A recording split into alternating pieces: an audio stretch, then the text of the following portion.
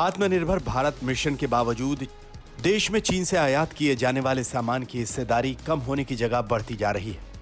अभी ऐसा कोई आंकड़ा तो सामने नहीं आया है कि आत्मनिर्भर भारत मिशन के बिना यह हिस्सेदारी कितनी ज्यादा बढ़ सकती थी, लेकिन फिलहाल मौजूद आंकड़ों के मुताबिक चीन से आने वाले औद्योगिक सामान के आयात में तेजी जारी है।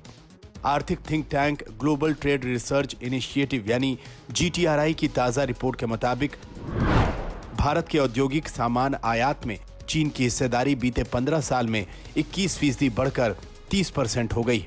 इस आयात में बढ़ोतरी की मुख्य वजह टेलीकॉम, मशीनरी और इलेक्ट्रॉनिक्स जैसे चीन के औद्योगिक सामानों पर भारत की बढ़ती निर्भरता है। इन सामानों का चीन से भारत का व्यापार घाटा बढ़ाने में भी बड़ा योगदान है। GTRI ने कहा है कि चीन से भारत का बढ़ता व्यापार घाटा चिंता का विषय है। देश में चीन पर बढ़ती निर्भरता रणनीतिक तौर पर भी भारत के लिए मुश्किलें पैदा कर सकती है, क्योंकि इससे आर्थिक के साथ साथ राष्ट्रीय सुरक्षा पर भी सीधा असर होता है।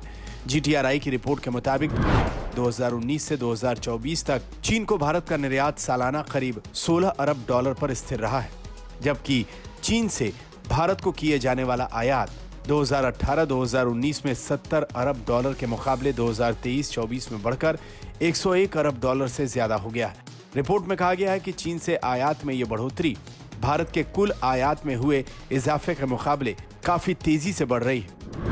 भारत में चीन का निर्यात बाकी सभी देशों से कुल आयात के मुकाबले 2.3 गुना तेजी से बढ़ रहा है। 2023-24 में भारत का कुल व्यापारिक आयात $677.2 अरब था, जिसमें से $101.8 बिलियन अमेरिकी डॉलर चीन से आया था।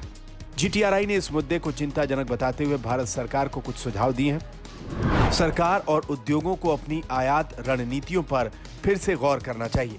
इसके साथ ही सप्लाई चेन के डाइवर्सिफिकेशन पर भी इन्हें ध्यान देना चाहिए। GTRI के मुताबिक इस कदम से न केवल आर्थिक जोखिम कम किए जा सकेंगे, बल्कि घरेलू उद्योगों को भी बढ़ावा मिलेगा। लेकिन इसका सबसे बड़ा फायदा ये होगा कि किसी देश पर से भारत की आयात की निर्भरता कम करने में मदद मिलेगी। वैसे भी अगर ये एक देश चीन है तो भारत को यहाँ पर खास तौर से काम करना होगा, क्योंकि चीन और भारत के लिए भू राजनीतिक तनाव भी एक बड़ा मुद्दा है।